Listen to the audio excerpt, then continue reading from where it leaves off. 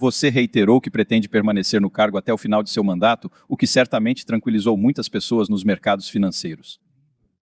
Quais alavancas tem o governo ou legislatura para pressionar no federal? Alguém deve se preocupar com a ameaça à independência federal depois que você for embora? Nossa independência é uma questão legal. O Congresso está em nosso estatuto. Não somos removíveis, exceto porque cumprimos um prazo muito longo e parece interminável. Bem, deixe-me falar sobre o mercado financeiro. Vimos alguma volatilidade, especialmente as ações. A volatilidade do mercado de ações, quero dizer, o nível da VIX atingiu o nível nos primeiros dias da pandemia, o que surgiu um pouco. Agora, algumas pessoas acreditam que se o mercado de ações cair, o Fed interviria. O chamado Fed Put está correto? Eu quero dizer não com uma explicação. Agora, uma das ferramentas que você trouxe para lidar com o limite inferior zero é a flexibilização quantitativa, mas você também usou flexibilização quantitativa para corrigir perturbações nos mercados financeiros. Você vai ser mais específico sobre qual é o seu objetivo de flexibilização quantitativa ao passar por esta revisão? Uma pessoa importante disse uma vez sobre o seu trabalho: este é o melhor trabalho no governo. Você aparece no escritório uma vez por mês, diz, vamos ver, joga uma moeda e todos começam a falar sobre você como um deus.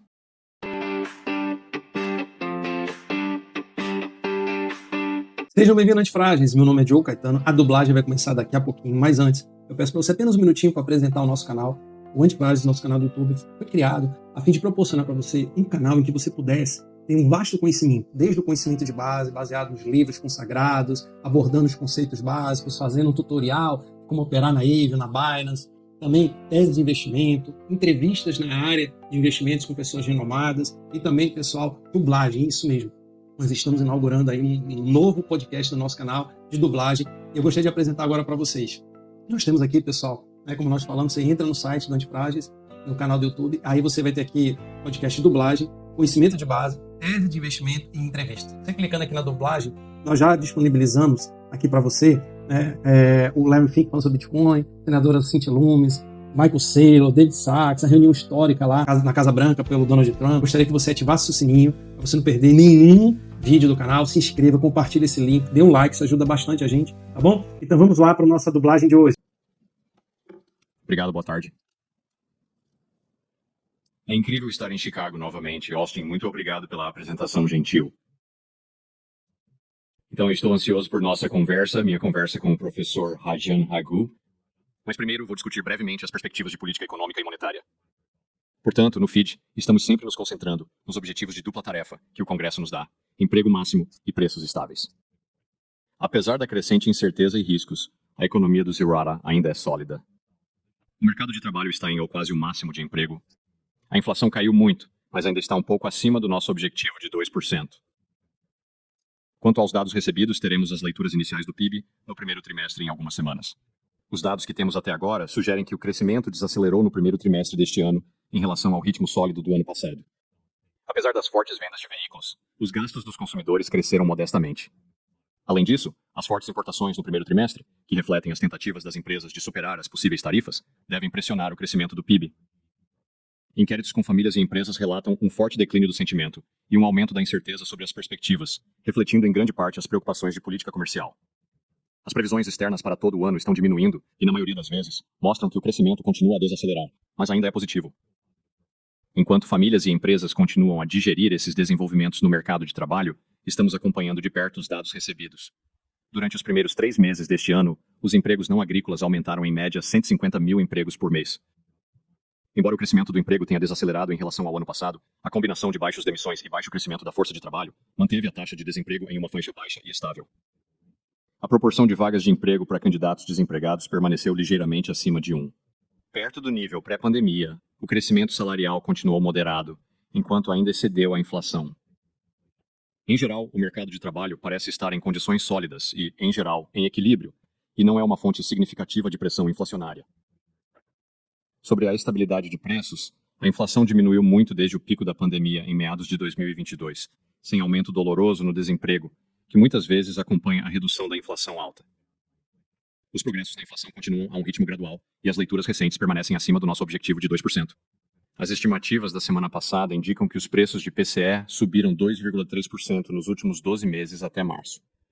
Excluindo alimentos e energia voláteis, os preços principais subiram 2,6%. Olhando para o futuro, o novo governo está implementando mudanças políticas substanciais em 4 áreas distintas: comércio, imigração, política fiscal e regulamentação. Essas políticas ainda estão evoluindo e seus efeitos na economia são incertos. À medida que aprendemos mais, continuamos atualizando nossa avaliação. O nível dos aumentos tarifários anunciados até agora é significativamente maior do que o previsto, e o mesmo será provavelmente verdadeiro para os efeitos econômicos, que incluirão uma inflação mais elevada e um crescimento mais lento. Expectativas de inflação a curto prazo aumentaram significativamente, com participantes apontando tarifas. As medidas de pesquisa sobre as expectativas de inflação a longo prazo, na maior parte, parecem permanecer bem ancoradas também. A quebra de mercado continua próxima de 2%. Portanto, quando entendermos melhor as mudanças políticas, entenderemos melhor o impacto na economia e, portanto, na política monetária. É altamente provável que as tarifas gerem pelo menos um aumento temporário da inflação. Os efeitos da inflação também podem ser mais persistentes. Evitar esse resultado dependerá do tamanho dos efeitos, do tempo que lhes demora para passar plenamente aos preços e, em última análise, de manter bem ancoradas as expectativas de inflação a longo prazo.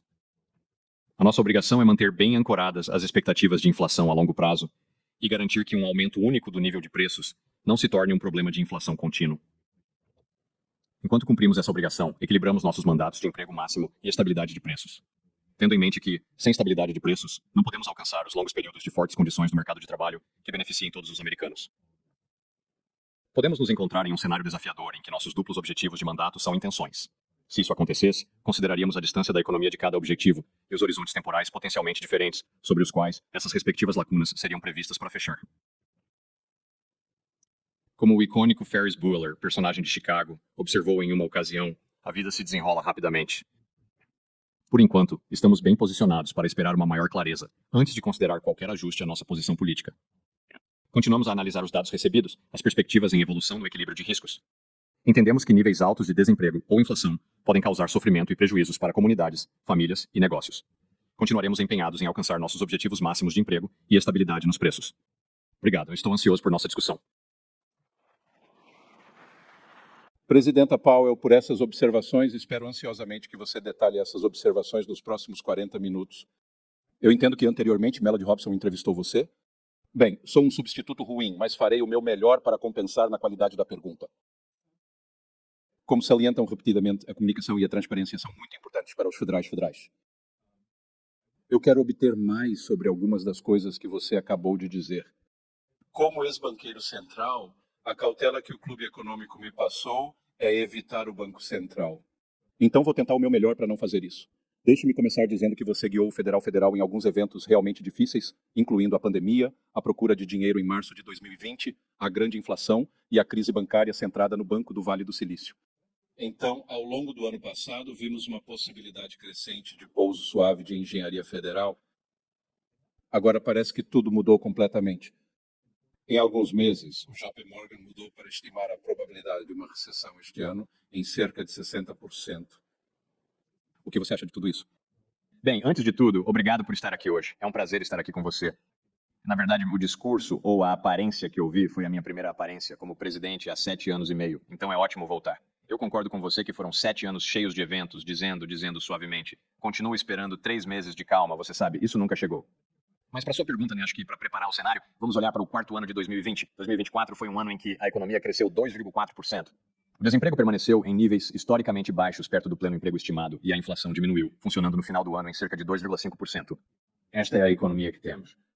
Eu não vou decidir como caracterizar isso, mas isso é onde as coisas estão onde estamos. Agora, novamente, a sua pergunta é que o governo está, como mencionei nas minhas observações, implementando mudanças políticas significativas e, em particular, o comércio está agora no foco e os efeitos disso provavelmente nos afastarão dos nossos objetivos. Portanto, é provável que o desemprego aumente à medida que a economia desacelera e que a inflação aumente à medida que as tarifas encontrem o caminho. Algumas dessas tarifas são pagas pelo público. Essa é a forte probabilidade. Minha esperança é que superemos isso e recuperemos o pleno emprego e estabilidade de preços. Esse é nosso objetivo. Acredito que vamos nos afastar desses objetivos provavelmente até o fim do ano para depois retomarmos o progresso o máximo possível Vamos falar mais sobre tarifas. Você reconhece que alguns efeitos das tarifas são transitórios, mas também mencionou que elas podem permitir aumentos de preços em várias áreas. O preço da máquina de lavar aumentou devido às tarifas, mesmo o secador subiu. Os preços dos secadores também subiram em conjunto, mesmo sem tarifação. Qual é a sua opinião sobre o impacto das tarifas na inflação? O que os torna mais persistentes e o que você sabe faz com que eles tenham um impacto no crescimento? Então, em um ponto de partida simples, as tarifas A1 são transmitidas nos preços e aumentam a inflação, mas isso é apenas uma coisa única. Então, o nível de preços subiu e é isso. Mas isso pode acontecer em algumas circunstâncias, mas depende de muitas coisas que ainda não sabemos. Eu aponto para alguns deles, ou 3 deles, na verdade. Um é apenas o tamanho do efeito. Como mencionei, as tarifas são maiores do que os previsores esperavam, certamente maiores do que esperávamos, mesmo em nosso caso de alta. Nós analisamos uma série de casos, então esse é um. O segundo é quanto tempo leva para que as tarifas afetem a inflação. Na medida em que leva cada vez mais tempo, isso aumenta o risco de que o público comece a experimentar inflação mais alta, eles se tornarão esperados e as empresas começarão a esperar. Isso risca maior inflação. O terceiro é exatamente o que mencionei no meu discurso, que é o meu discurso, que deve manter as expectativas de inflação bem ancoradas. Então, se tivermos essas 3 coisas sob controle, é o que precisa. De fato, nosso papel é garantir que isso seja um aumento de preços de uma vez, não um processo de inflação contínuo. Isso é grande parte do nosso trabalho. E a tarifa fixa da quantidade? Você sabe, com o nível de tarifas atualmente aplicado à China, por exemplo, há medo de que a cadeia de suprimentos possa ser interrompida e que as empresas não possam importar suas coisas relevantes da China. Dado o nível dos preços, se transformar em um choque da oferta, a resposta do Fed seria diferente do que se fosse principalmente algo que afetou apenas os preços? Então, na verdade, jantei no Chicago Fed ontem à noite e jantei com vários diretores de várias partes do Chicago Fed. Muitos deles são os diretores de empresas importantes. Eles estão sentindo a incerteza e o problema dos componentes importados para seus produtos é apenas um grande problema.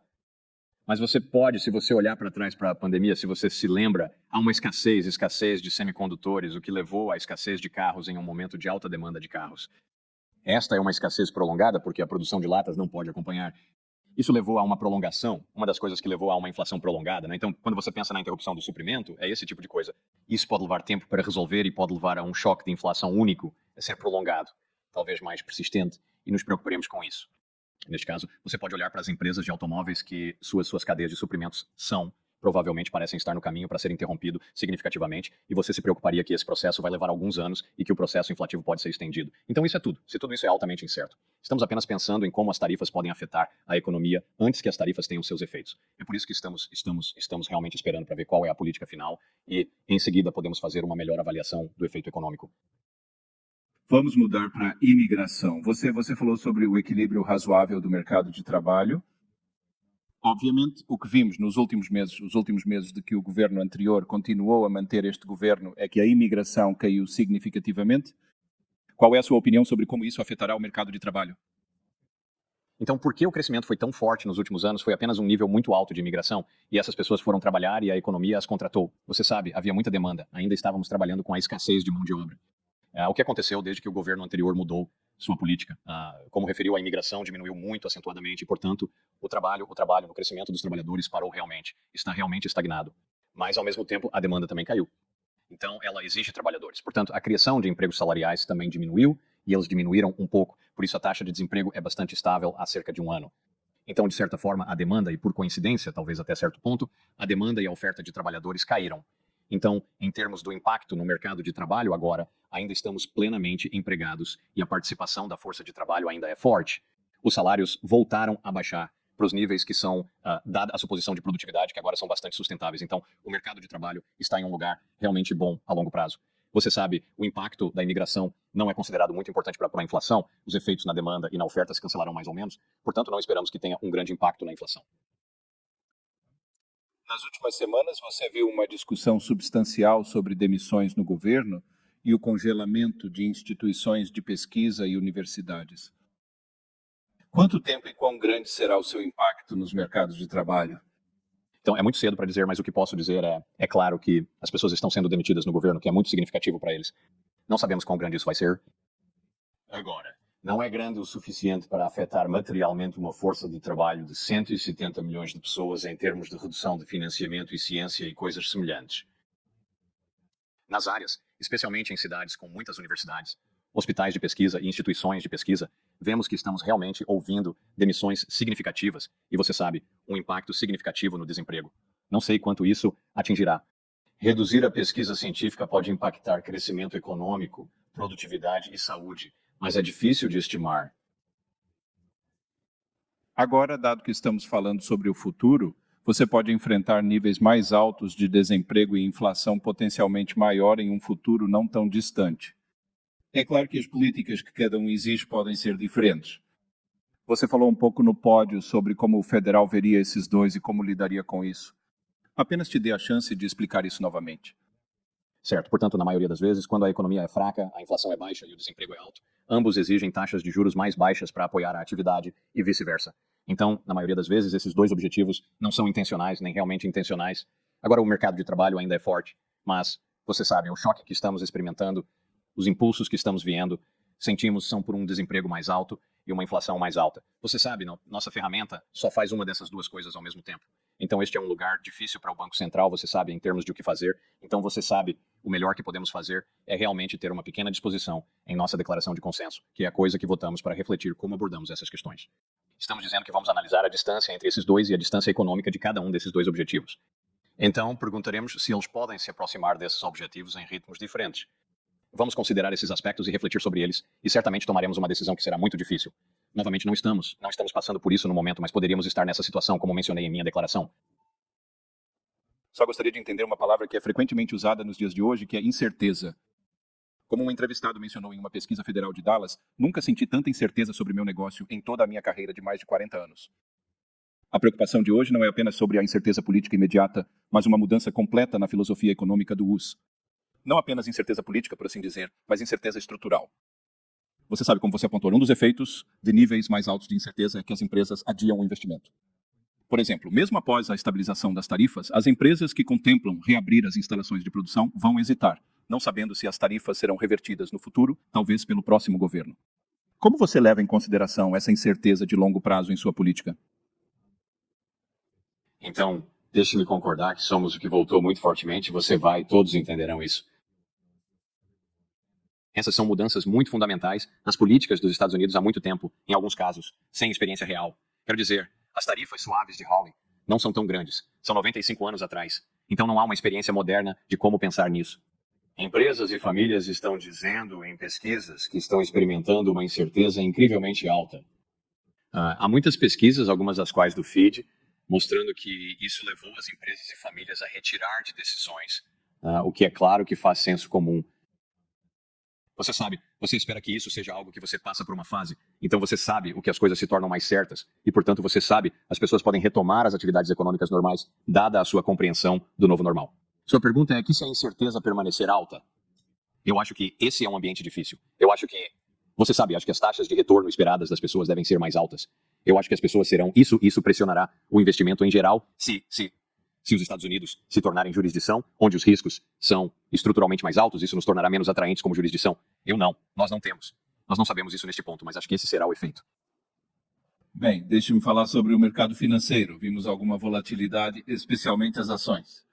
A volatilidade do mercado de ações, quero dizer, o nível da VIX atingiu o nível nos primeiros dias da pandemia, o que surgiu um pouco. Agora, algumas pessoas acreditam que se o mercado de ações cair, o Fed interviria. O chamado Fed Put está correto? Eu quero dizer não com uma explicação. Então, o que eu acho que está acontecendo no mercado é que o mercado está processando o que está acontecendo. Você sabe, é realmente a política, especialmente a política comercial. E a questão é onde isso vai entrar, onde isso vai pousar. Ainda não sabemos. Sem saber, não há como fazer avaliação informada com alta incerteza. Mesmo conhecendo as políticas, seus efeitos econômicos ainda serão incertos. Mercado luta com incerteza e volatilidade. Mas dizendo isso, o mercado está funcionando, você sabe, a condição de estar em uma situação tão desafiadora. O mercado está fazendo o que devem fazer, eles são ordenados e funcionam como você espera que funcionem. Então, também vimos volatilidade no mercado de títulos e, em um momento em que geralmente existe um tradicional, existe uma fuga para a segurança. Vimos os rendimentos dos títulos alemães e dos títulos do governo japonês caíram, mas vimos os rendimentos dos títulos do governo dos Iwara subiram. A que você atribui isso? Difícil saber em tempo real. Experiência mostra movimentos significativos como o mercado de títulos. Narrativa inicial pode ser errada meses depois. Prematuro afirmar o que está acontecendo.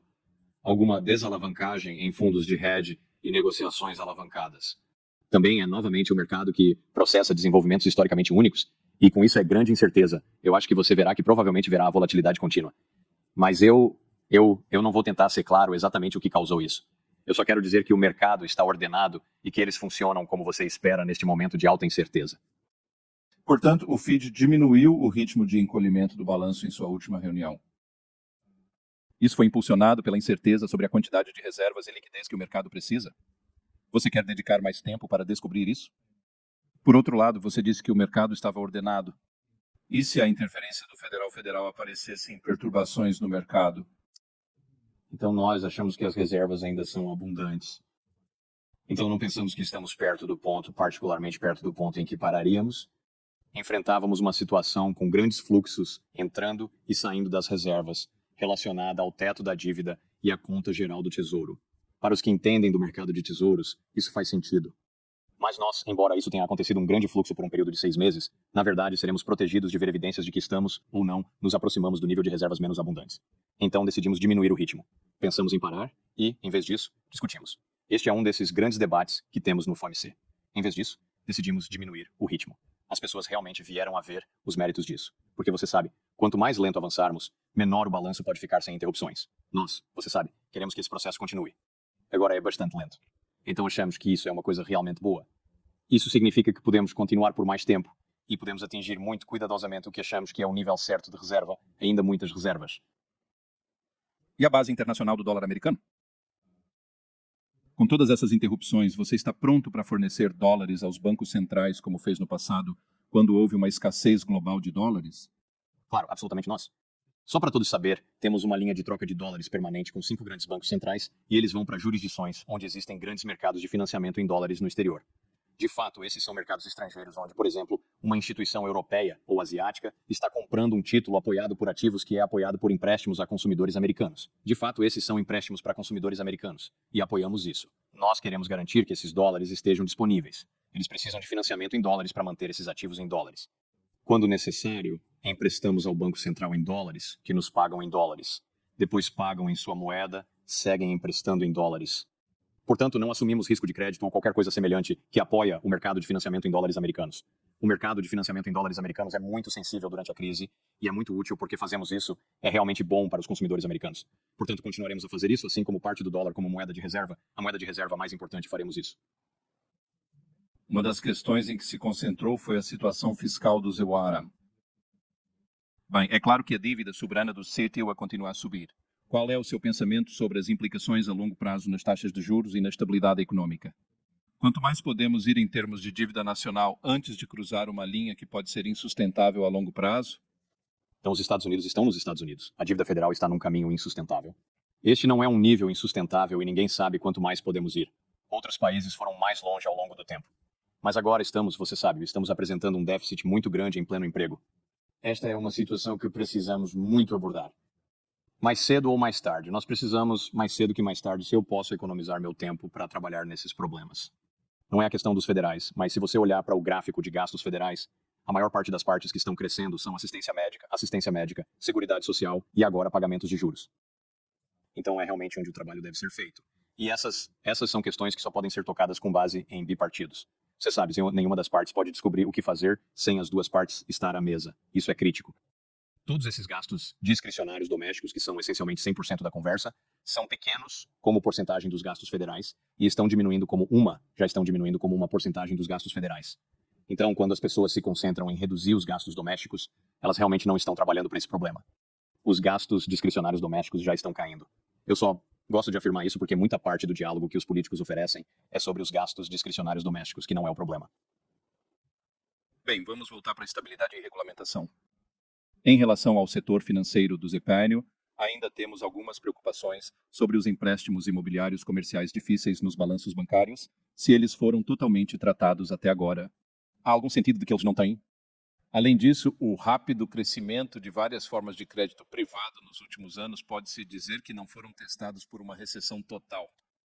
Como você colocaria a resiliência de nossas instituições financeiras neste ponto e sua capacidade de resistir a tempos potencialmente incertos?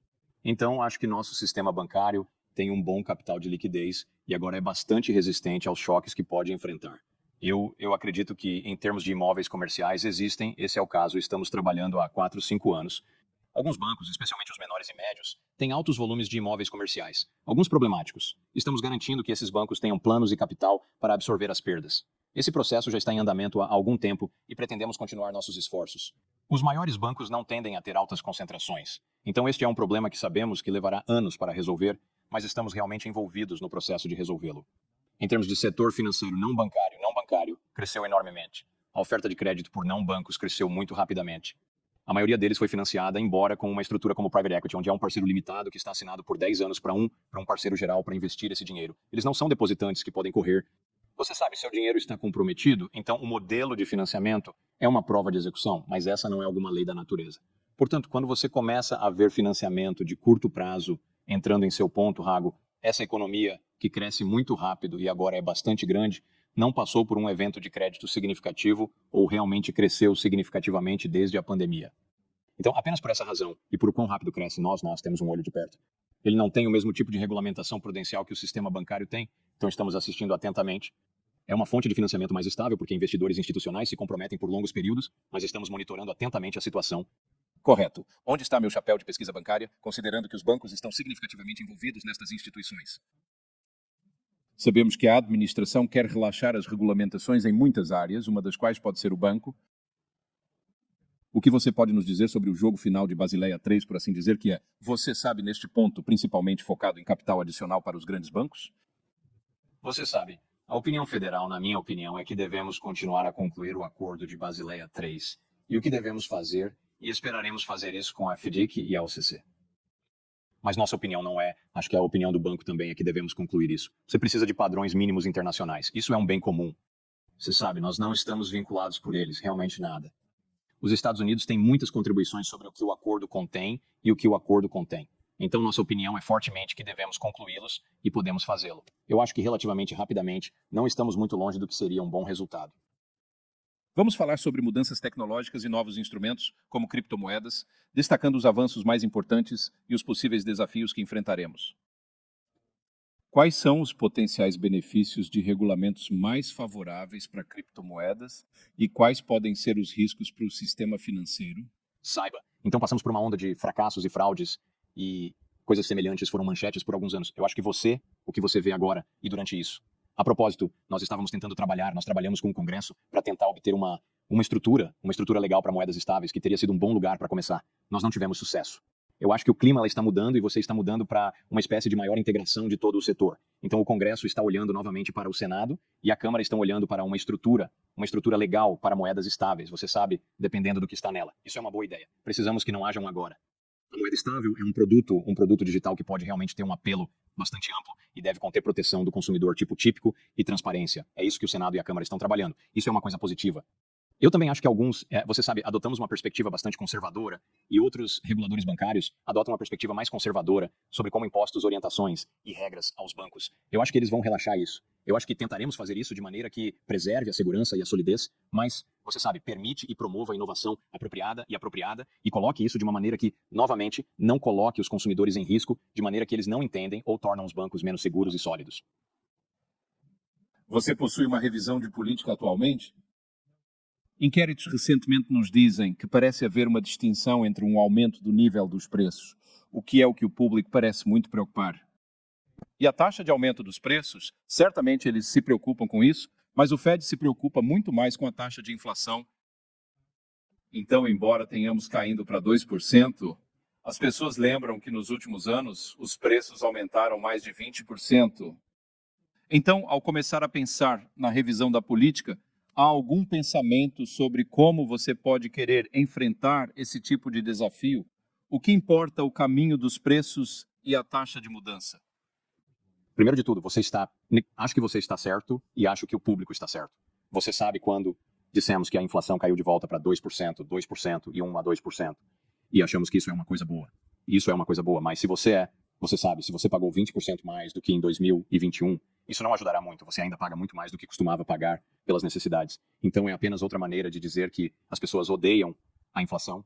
E é fácil entender porque você sabe que semana, tudo o que podemos realmente controlar é um mundo no mundo em que vivemos, os preços não caem no total, exceto em tempos extremos que não queremos justificar. Então acho que não podemos ter uma estrutura para reduzir os preços em 10% ou algo que não é algo que estaremos olhando. Você sabe, estamos essencialmente procurando a melhor maneira de promover 2% de inflação horas extras. Você sabe, as coisas que fizemos nas mudanças que fizemos em 2020 são realmente inovações sobre o que fazer quando você está preso perto de zero. Agora estamos muito acima de zero. Você sabe, pode ser que nós ainda precisamos ter uma maneira de lidar com isso em nossa estrutura. Talvez o principal contexto não seja o limite inferior efetivo. Essa estrutura se assemelha mais ao modelo anterior a 2020. Agora, uma das ferramentas que você trouxe para lidar com o limite inferior zero é a flexibilização quantitativa, mas você também usou flexibilização quantitativa para corrigir perturbações nos mercados financeiros. Você vai ser mais específico sobre qual é o seu objetivo de flexibilização quantitativa ao passar por esta revisão? No início, geralmente usamos isso para funções do mercado financeiro. Isso ocorreu na crise financeira global e na pandemia. Nós, você sabe, tentamos nos explicar através da pandemia e nossa explicação mudou. Mas acho que isso é justo dizer que podemos ter feito um trabalho melhor e saber claramente por que estamos fazendo. Isso é algo que estamos cientes e olhando. Nenhuma discussão é completa sem falar sobre inteligência artificial. Como a IA chegou rápida e furiosamente, isso pode impactar produtividade e emprego. Há algumas pessoas que dizem que veremos pela primeira vez o desemprego tecnológico com a AI de maneira séria. O quê? Qual é o seu pensamento sobre isso e como isso afetará o Fed no futuro? Então, como todos que foram expostos ao que ele pode fazer, é apenas... Isso está além. Quero dizer, eu comecei a pensar nisso como uma versão melhor do Google, mas não é. É como uma versão melhor de uma pessoa, você sabe, quero dizer, pode fazer coisas incríveis. Então a questão é que, ao longo de 250 anos de inovação tecnológica, a evolução tecnológica, as pessoas temem que substitua o trabalho humano e as pessoas ficarão desempregadas. Isso não foi o caso. O quê? Pode ser algo a curto prazo, mas a longo prazo, a produtividade humana aumenta, assim como o padrão de vida. Isso será o caso em que ele elimina mais empregos do que ele depois cria, e nós simplesmente não sabemos. Quero dizer, se você voltar depois de 20 anos, apenas as pessoas serão mais produtivas no trabalho por causa do AI? Ou o AI acabou de substituir muitas pessoas? Eu acho que é muito difícil dizer, mas isso é realmente notável e tem a capacidade, você sabe, recentemente nós, e as coisas que ele pode fazer são realmente incríveis. Então, a propósito, este é o primeiro dia, você sabe, né? Eles estão falando de que até os próximos anos trarão avanços mais dramáticos. Então, acho que é uma das 2 ou 3 coisas que mais provavelmente trarão mudanças dramáticas à economia mundial nos próximos 20 anos. Eu quero dizer que é muito difícil ver como isso tremeu. Deixe-me falar sobre o seu trabalho. Uma pessoa importante disse uma vez sobre o seu trabalho: este é o melhor trabalho no governo. Você aparece no escritório uma vez por mês, diz, vamos ver, joga uma moeda e todos começam a falar sobre você como um deus. O que você costuma fazer todos os dias no escritório? É satisfatório e ouso dizer que é agradável e você realmente se sente como um deus? Então, eu concordo, acho que este é o melhor trabalho no governo. Isso concordaria, eu realmente gosto disso. Sim, eu amo esse trabalho. Grande honra servir. É bastante humilde porque, você sabe, todos cometem erros. É apenas que a economia não é muito previsível. Então, tudo isso é verdade, você sabe, eu faço o que todos esperam que eu faça. Eu li, fizemos um pouco mais de leitura, embora como parte do nosso diário, meus colegas e eu fazemos parte do nosso regime diário do que um executivo típico. Em termos de ser um deus, eu diria que somos abençoados com um grande número de críticos, com uma compensação suficiente que tendem a reduzir isso. Então, não nos sentimos como um deus. Então, deixe-me ir para o escritório mais comum. O que você faz, quais são os principais indicadores que você procura quando você tenta decidir qual é a fonte de dados? Então, você sabe, eu quero dizer, começar com o trabalho de parto. Você sabe, há mais dados do mercado de trabalho e mais e melhores dados confiáveis do mercado de trabalho do que em qualquer outro lugar. São apenas muitos dados. E você sabe, você divide todos eles em diferentes categorias. Isso é 1 milhão de coisas diferentes. Então, há muitos dados do mercado de trabalho. Este é um ótimo campo se você estiver em economia, porque há muito a fazer. Então olhamos para os dados de inflação. Também você sabe, eu acompanho os desenvolvimentos globais com bastante cuidado. E conversei com meus colegas globais com bastante frequência, apenas para ficar ciente do que está acontecendo.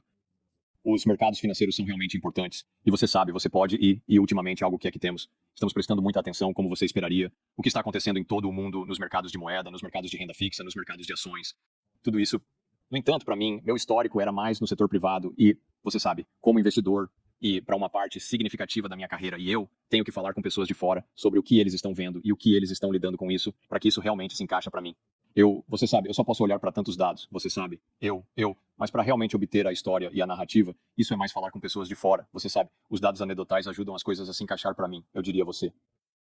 Conte-nos sobre falar com pessoas de negócios ontem à noite e entender o que estava acontecendo no Centro-Oeste. Deixe-me falar sobre a independência federal. Você reiterou que pretende permanecer no cargo até o final de seu mandato, o que certamente tranquilizou muitas pessoas nos mercados financeiros. Quais alavancas tem o governo ou legislatura para pressionar no federal? Alguém deve se preocupar com a ameaça à independência federal depois que você for embora? Nossa independência é uma questão legal. O Congresso está em nosso estatuto. Não somos removíveis, exceto porque cumprimos um prazo muito longo e parece interminável. Então somos protegidos e protegidos pela lei. Então, você sabe, o Congresso pode mudar essa lei, mas não acho que isso seja perigoso. A independência federada, ela tem apoio bastante amplo em ambos os partidos políticos e em ambos os lados da colina. Então acho que isso não é um problema.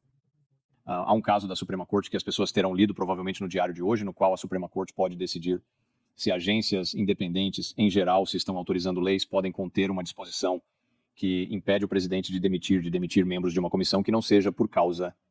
Isso é um caso sobre o qual as pessoas falam muitas vezes. Eu não acho que essa decisão se aplique ao federal, mas não sei qual é a situação que estamos monitorando cuidadosamente. Em geral, a independência federada é muito amplamente compreendida e apoiada em Washington, no Congresso, onde realmente importa.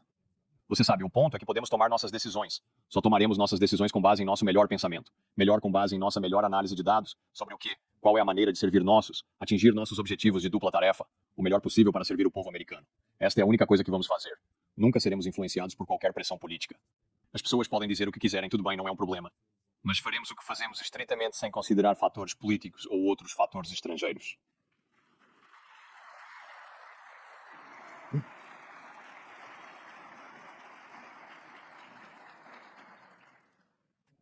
Bem, tenho tempo para mais uma pergunta.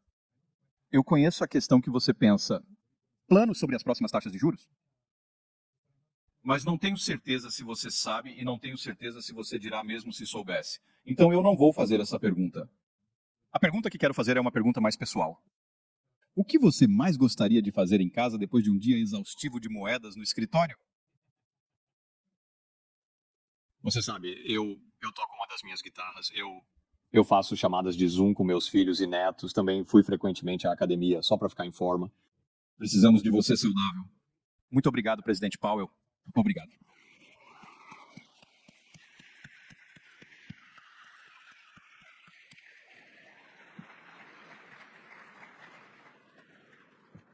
Em nome do Clube Econômico de Chicago, obrigado, presidente Powell e Dr. Rajan, por uma conversa tão maravilhosa.